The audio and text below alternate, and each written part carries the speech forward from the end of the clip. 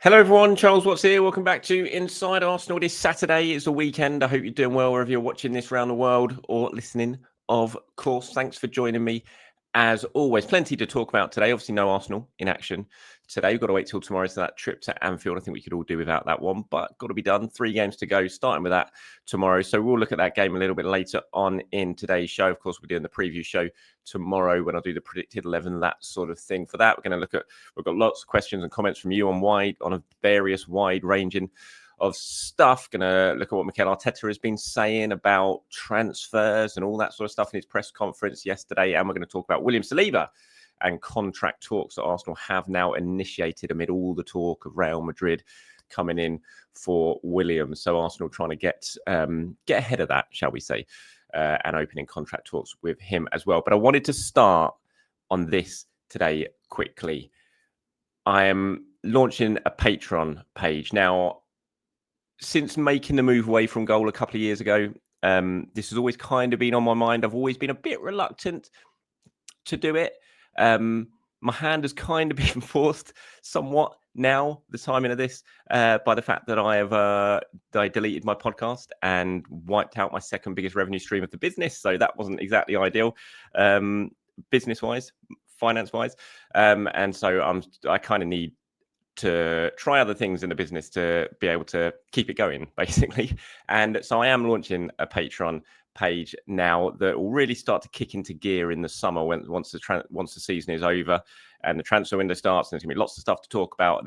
I'll be doing regular shows now. Everyone watching who on this channel and on the podcast and everyone listening on the podcast, nothing is going to change. Everything that you've always seen from me, every daily show, every Inside Arsenal Extra Time, some live shows, all those sort of things, reaction shows after games, player ratings, all that. Nothing's going to change. Everything you've always had on this channel stays exactly the same. So nothing is changing.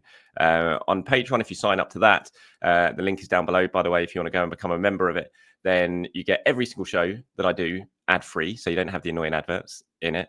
And there will be more. There's going to be plenty more shows going that will be Patreon only as well. So you'll get all of that. There's a Discord as well. You'll be able to join the community and chat and all that sort of stuff. There's going to be plenty of giveaways as well to give stuff back to you guys who continue to support me. And thank you very much for that. Really do appreciate it. It's what keeps this thing going. And the first giveaway is actually going to be for the first when I get my first 100 people signing up, first 100 members signing up to the Patreon page. I'll be giving away 2 new Arsenal shirts once the new home shirt comes out to one of the to 2 of the first 100 people who sign up. So if you sign up early and become one of the first 100 people to sign up, then you'll go straight into the giveaway. Once it gets to 100 members, then I will do the draw and choose 2 of you to receive a new Arsenal home shirt that if you want, you can get personalized on the back as well. And there'll be plenty of other giveaways sort of rewarding you guys and thanking you guys for all your generous support that you give to be able to keep this channel growing, keep it going.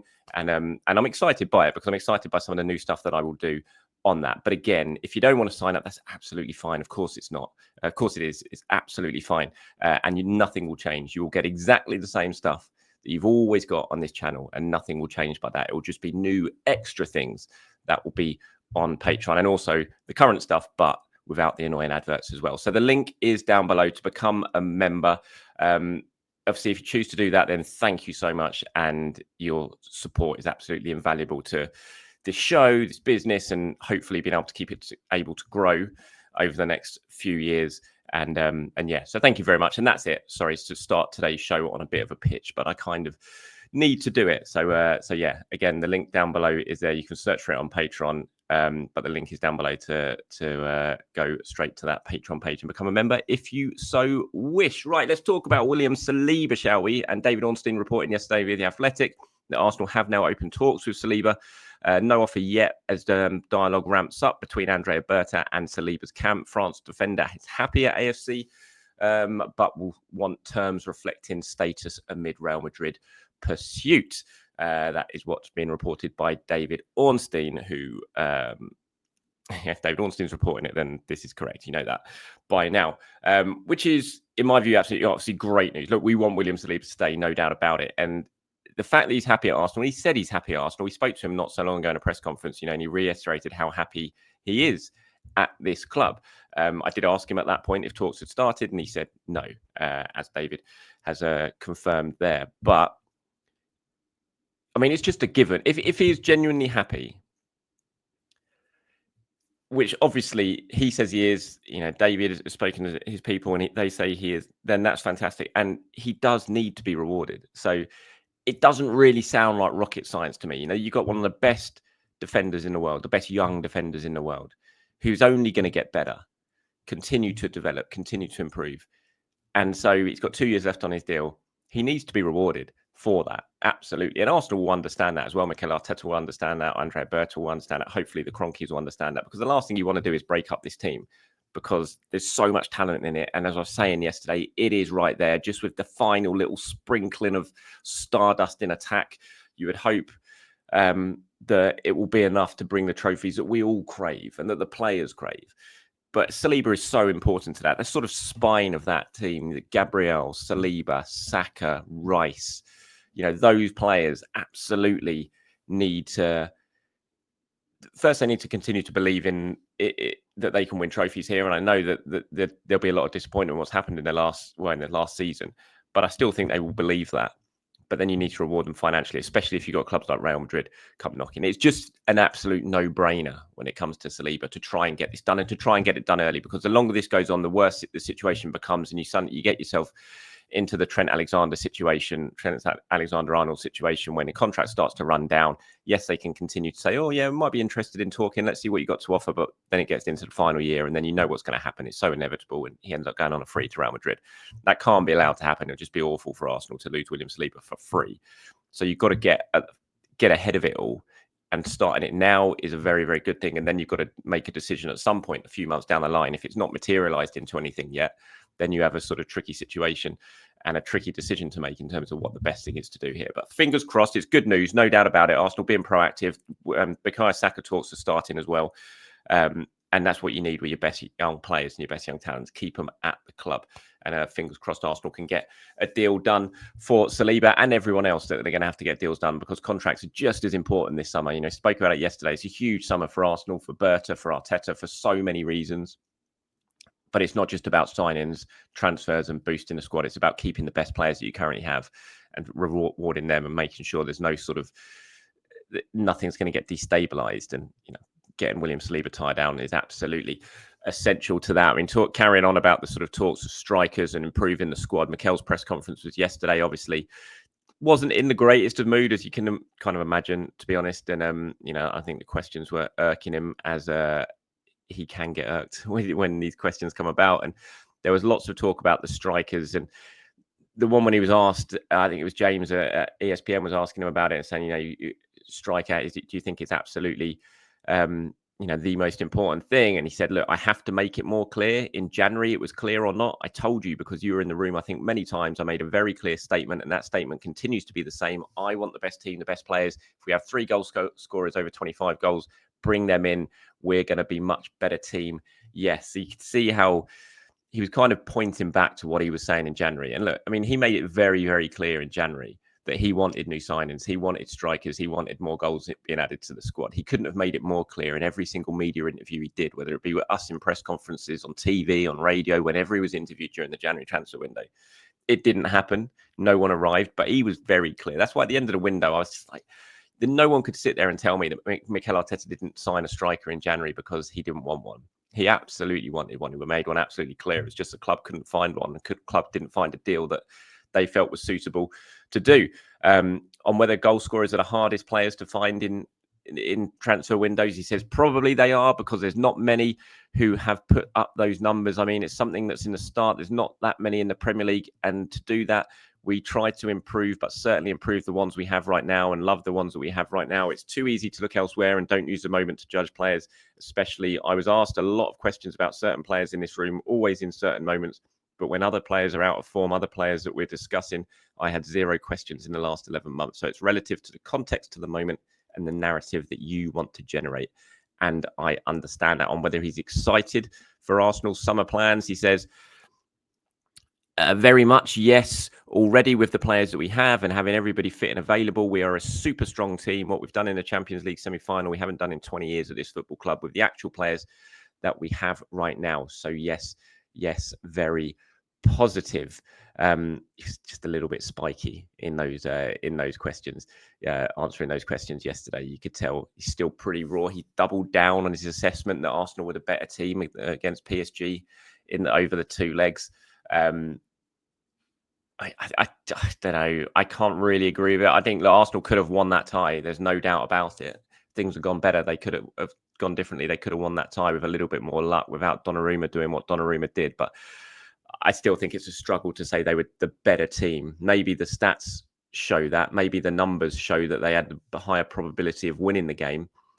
But I'm not sure I can accept that Arsenal were the better team over two legs of Real Madrid. And I thought Arteta might have sort of moved away from those comments yesterday, but he didn't. He doubled down on it. I thought it was quite interesting that he did that. Of course, Arsenal go to Liverpool tomorrow, and all the talk is about the Guard of Honour that Arsenal have to do, which I don't know. I mean, it's an easy story. Obviously, it's an easy story. It generates headlines. Arsenal, the sort of challengers, having to give their title rivals a Guard of Honour. I mean, I say challengers. They didn't really put up much of a challenge. But it's just what you do. You have to do it. Well, you don't have to do it, but if you didn't do it, it'd be an even bigger story. So just swallow your pride and do it. I don't really see why it's such a big issue. Chelsea did it to him last week. Arsenal are going to have to do it to him this weekend. The next two teams they play before the season's out are going to have to do it to him. And that's the right that they've earned. They've been the best team in this country by a mile. They deserve to win the Premier League title. So, say well done. I just don't see why it is a massive issue, and nor does Mikel Arteta, by the sounds of it. When asked about giving the Guard of Honour, he says they deserve that. They've been the best team. They've been the most consistent. And what Arne Slot and the coaching staff have done has been fascinating. It's been really good. They fully deserve it. And that's the sport. If somebody's better, you have to approve and accept it and then try and reach that level. He was then asked on whether using the Guard of Honour as a motivation would be something the team could do for next year. And he said, yes, something has to drive you, motivate you, and plan for this is a good one to use sometimes. When you really want to do something, but it's the right thing to do, usually as a motivation for next season. And that's what I said yesterday. I just really think it's something, it is going to hurt those players doing it. No doubt about it, because they're all proud. They want to be the ones getting applauded onto the pitch. They want to be the ones lifting the Premier League title and being celebrated as the best team in England. That's what they started the season wanting to do, and they weren't able to do it. So it's going to sting when they have to do it to another team tomorrow. But that's the motivation you've got to use for next season to make sure you're not in that same position again. So that's what Arsenal got to take from this. Not the fact that it's embarrassing that they're applauding Liverpool onto the pitch. It's just this has got to be us next season. We've got to make sure that we're not in this position next season and we're the ones being applauded onto the pitch. So use it as a motivating factor. I just think it's really, really important that they do that. This was on Ethan Nwaneri. Mikel was asked by Art over The Athletic about Ethan Nwaneri and the fact he didn't come on against PSG and why he's not featured much lately. And all he said was, there are moments when players are used more and less, and he's played a lot. He's played probably more than anybody expected, for sure. The last few games, because of the games and the context, we decided not to play him that much. It can change very quickly. I must say, I'm still really...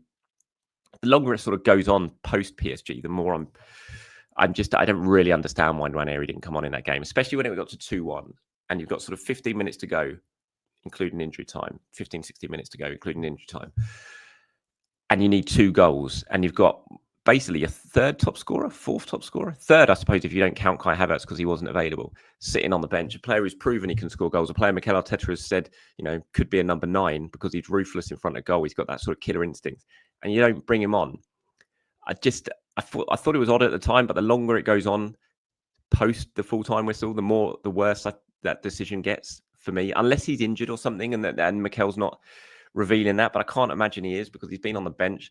I just thought it was really odd that he didn't get any game time in that. I'm not going to read too much into it, and it wouldn't surprise me if he starts at Liverpool on Sunday, and he has played a lot of minutes, far more minutes than I was expecting this season. But just to not bring him on in that game, I can kind of understand it against Real Madrid because of how the games are going and the context of the games. But that one against PSG in the second leg, I just thought when you really need a goal and you've got arguably one of your best finishers sitting on the bench and you don't use him. I just thought that was a little bit odd. So interesting to see what sort of minutes Ethan gets between now and the end of the season. Right, going to move on to some questions and comments now before we wrap this one up today. Gino says, in terms of a striker signing, Isak is not happening, so we can pretty much forget about him. Like you, I also think it's a toss-up between Gyökeres and Sesko, with a slight edge to Gyökeres, in my opinion. Having watched a few highlights of both strikers this season, I would prefer Gyökeres because I think he would definitely need a ruthless bully up top. We are just way too nice and someone to torment and give the opposition defenders unrelenting nightmares every single game. Sesko really doesn't do that, in my opinion. It's time for us to dish out some punishment for a change of Gyökeres. Even if he doesn't score 20 to 25 goals, he will occupy the opposition defenders and definitely allow our wingers and midfielders to score more goals. I don't want a soft striker for Arsenal next season. I want a beast bully. Yeah, that's kind of how I feel about what Arsenal need to do in the striker department as well. Someone to really cause the centre-backs problems, because Arsenal are a team that are never going to score just purely through their striker.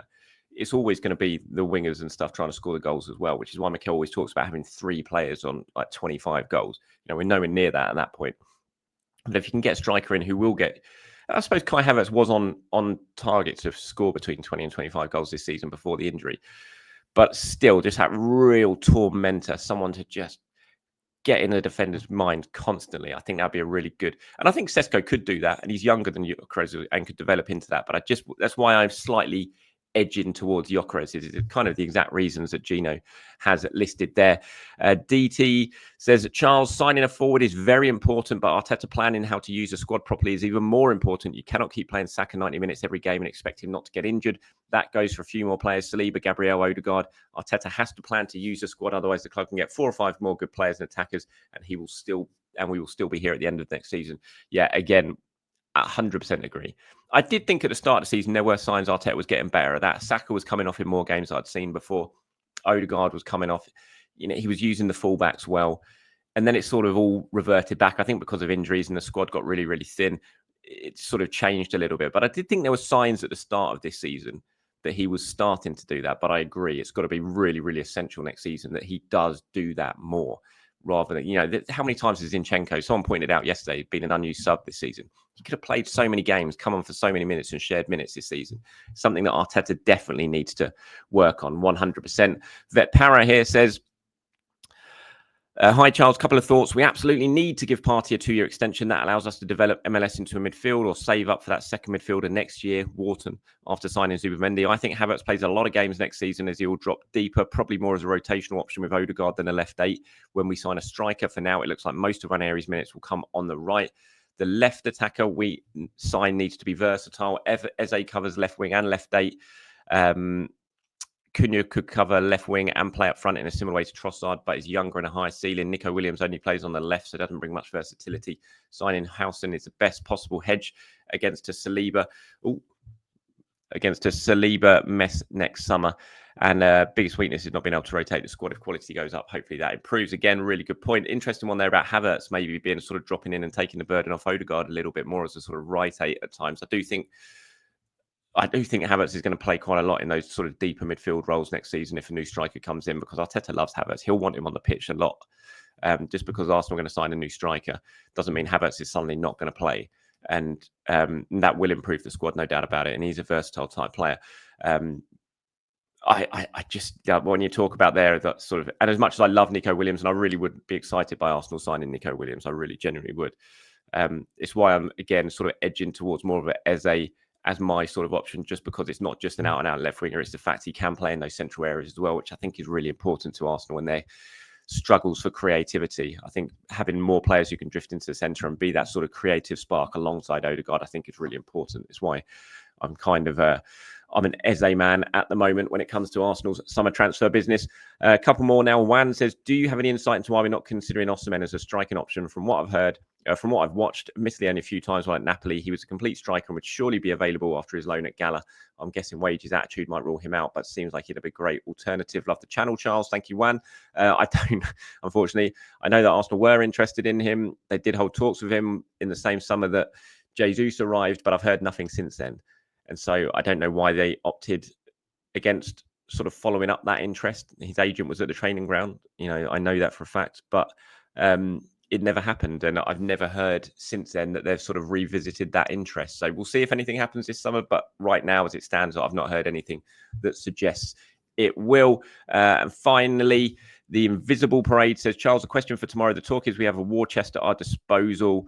Given the potential outgoings, why would we not go and spend what we would have spent on Isak on both Benjamin Sesko and Victor Gyökeres? You see, continue and said, I'd rather buy 2 than 1. The thing is the reason that Sesko didn't sign for Arsenal last summer was because he wasn't convinced that he was going to start ahead of Kai Havertz. Arsenal couldn't convince him and couldn't offer him enough sort of assurances that Havertz wasn't going to be Arsenal's starting number 9 at the start of the season. And so Sesko didn't sign. I highly doubt, with Havertz still here, he would then sign if Arsenal are signing Gyökeres as well. I just don't think it will happen. So that's why I think it will only just be 1 forward for Arsenal this summer. And I think it will be one of those 2 as it stands at the moment. But I just don't, I cannot see I can't see someone like Sesko or Gyökeres for that fact signing if Arsenal are also signing another out-and-out number 9 when the club only play 1 striker anyway in their system. So that would be the reason for me. Plus, it's still an awful lot of money to sign 2 at the same time, considering you've got to sign a midfielder and a winger and a goalkeeper and potentially a defender in the same window. Right, that's it from me today, everyone. Thanks for watching. Thanks for listening. Again, if you do want to sign up and become a Patreon member of mine, that would be massively appreciated. It'd be a huge support to this channel and continuing to help it grow over the next couple of years or so. And the link is down below. And like I said, there'll be plenty of rewards for you guys, chances of rewards for you guys. If you do sign up, there'll be plenty of new extra shows you can listen to that will start to sort of really kick into gear as the summer gets underway. Ad-free shows as well, giveaways, all that sort of stuff, live chats, and a Discord as well to sort of join up inside Arsenal community. So thanks for watching. Thanks for listening. Speak to you soon. Bye-bye.